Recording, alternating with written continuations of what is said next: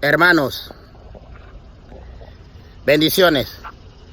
Hermanos, démonos cuenta que los extranjeros nos quieren despojar de nuestro territorio para ellos ocuparlo,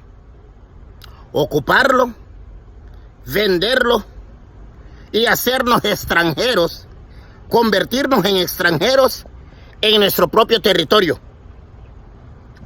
Eso ya pasó, ya había pasado y sigue pasando.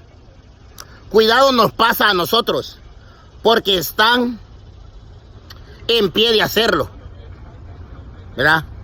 Y líderes, por favor, nuestros líderes, démonos cuenta cuando estamos siendo mascota o amigo de los políticos, ¿verdad? No es lo mismo ser mascota que ser amigo, y no es lo mismo ser amigo que ser mascota.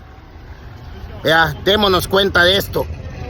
Saludos fraternos a los hermanos de Guanilé, de la recuperación Guanilé en Yiriga. Y saludos a todos aquellos que están trabajando en la recuperación del territorio garífuna. Que esto nos va a servir, nos está sirviendo a nosotros, va a servir a nuestros hijos y va a servir a nuestros nietos y nuestra descendencia y toda la generación. Hermanos, ustedes son los Idugariyuwa. Gracias, hermanos. Gracias. Paste Kunanigu.